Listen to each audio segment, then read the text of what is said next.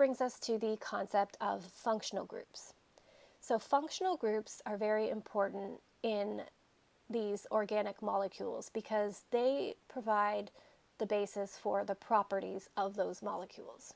So a functional group can be defined as a group of atoms that commonly appear together, and they convey certain properties, and they're very important in determining how something reacts in a chemical reaction.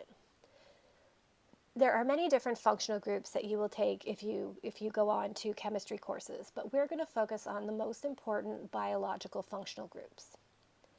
So the six that we are going to focus on here is the hydroxyl group. Very, very important.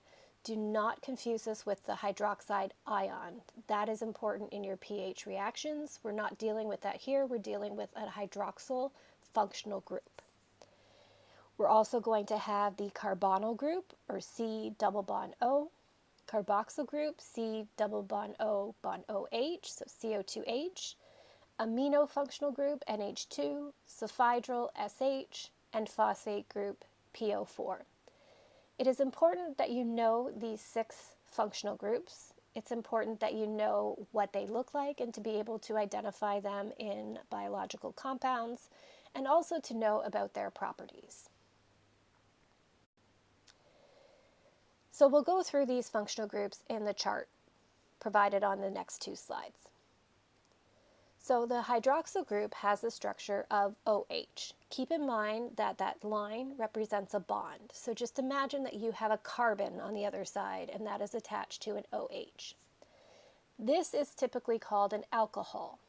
How you identify it in your compounds is you simply look for the OH group or hydroxyl group. So you can see in the example here, we've got ethanol. We have two carbons, each bonded to hydrogens, but one of those carbons is going to have the hydroxyl group attached to it. These are considered to be polar and water-loving. A trick to figuring out if something is polar or not, remember your electronegativity and your concept of electronegativity.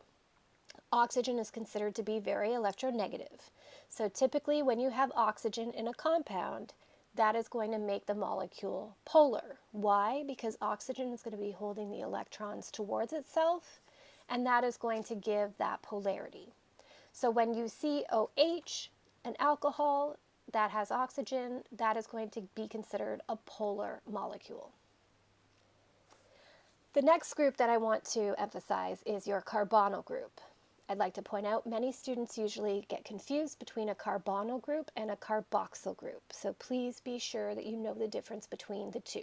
They're very different structurally. A carbonyl group is C double bond O. Remember, that carbon is usually attached to two other carbon molecules. Could also be attached to a hydrogen. Your carbonyl groups will either be ketones or aldehydes depending on where that C double bond O is placed in the molecule. So in the example given below, we have acetone. That consists of three carbons in the base skeleton, and that middle carbon is going to be attached to the double bond oxygen. That is considered to be an acetone or a ketone. That is because the C double bond O group is found in the middle of the molecule. If that C double bond O is found at the end of the molecule, let's say it was on either the first carbon or the third carbon in that chain, that would be considered an aldehyde.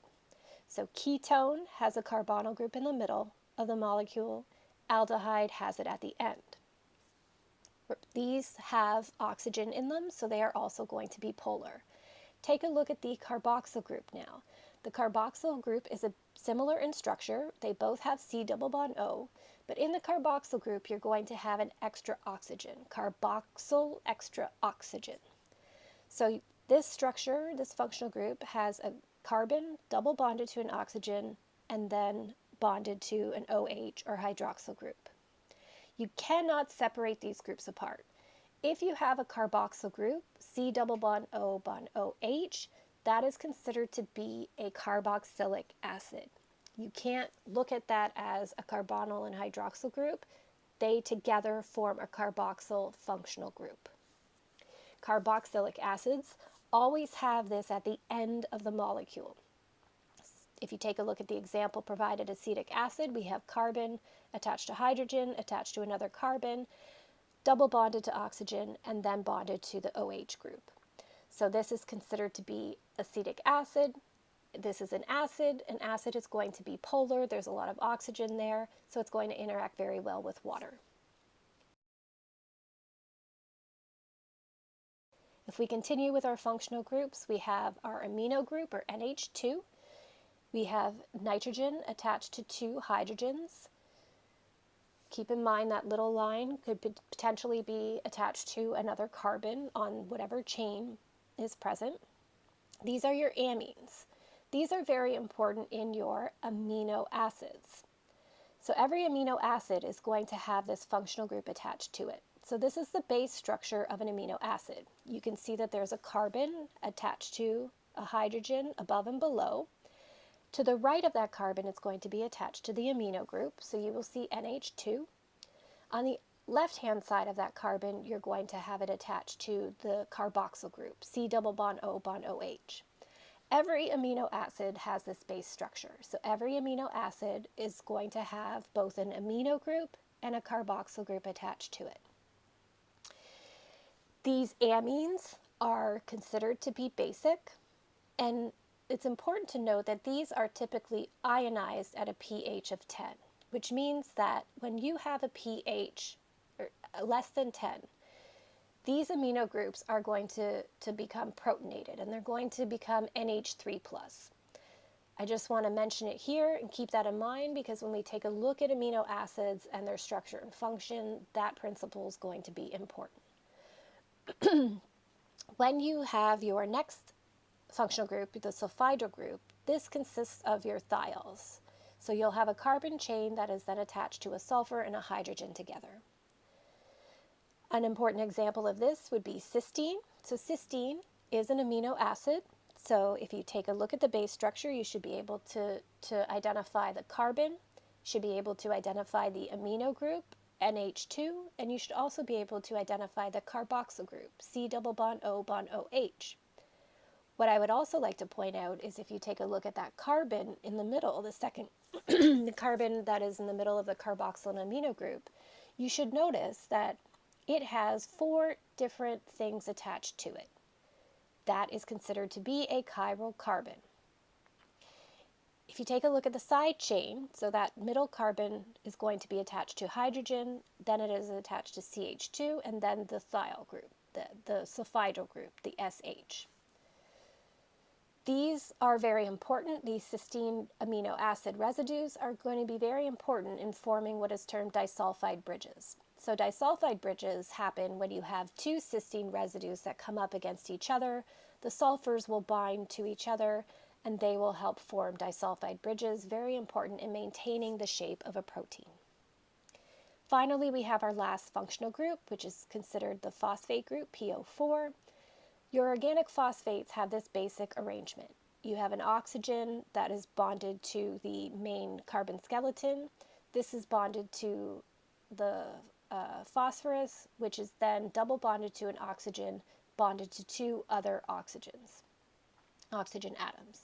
Notice that there are negative charges associated with this, and also notice that there is a lot of oxygen. So these are going to be very polar. They're going to also be negatively charged. They're going to be capable of forming very high energy bonds. We'll see how they become important when we're dealing with ATP. So the phosphate group, very high energy, a lot of electrons, very important energy source for the cell and biological molecules.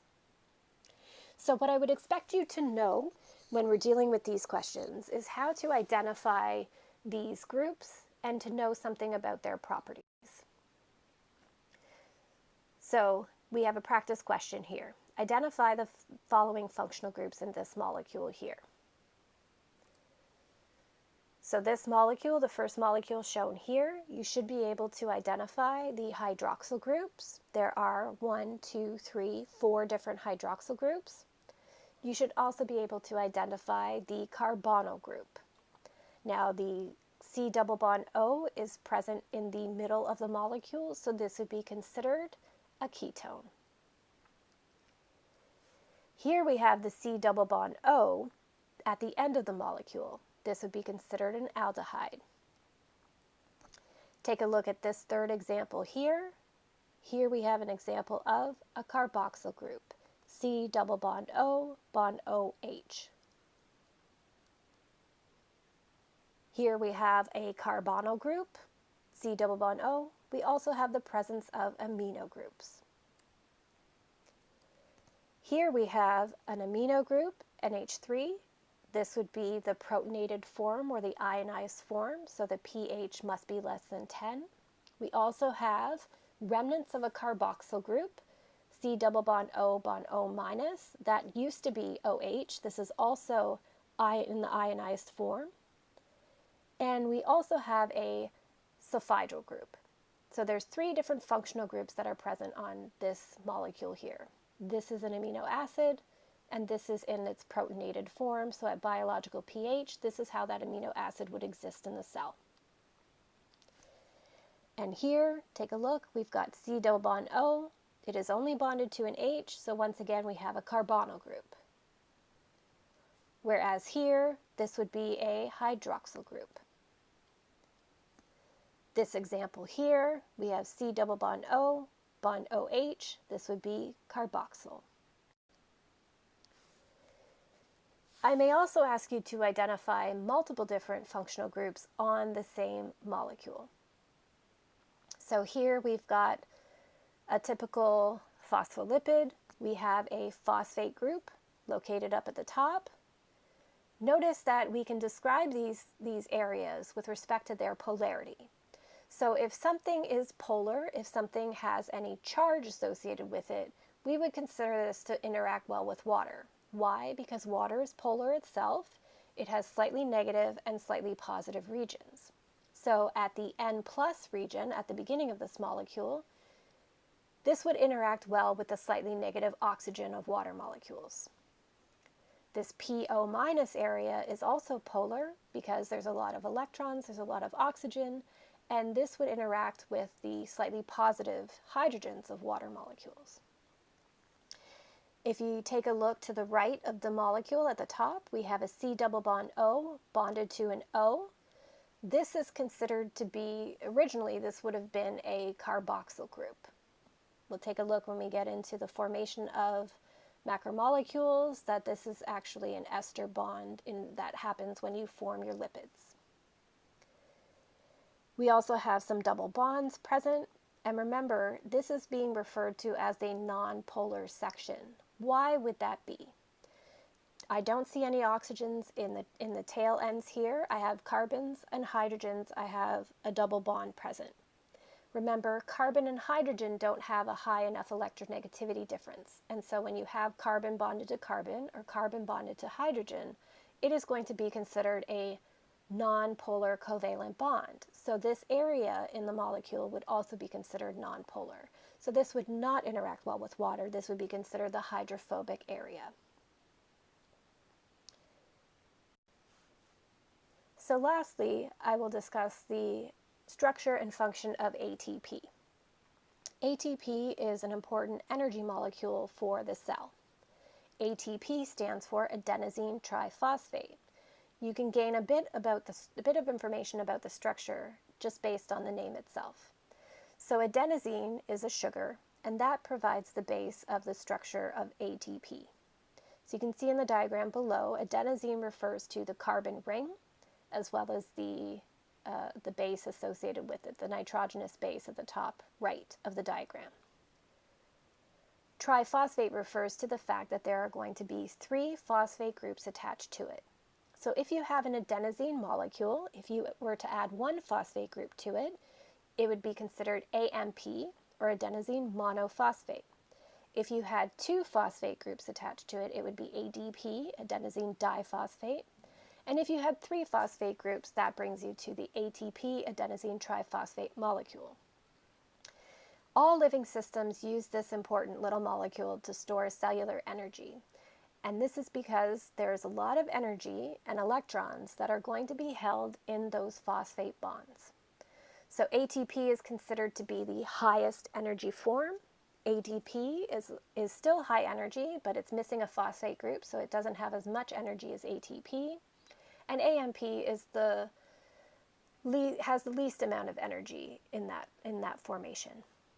So be familiar with this structure. I won't ask you to draw it by any means, but you should be able to identify that it has an adenosine base and that the number of phosphate groups can be referred to by AMP, ADP, or ATP. And that brings us to the end of this lecture.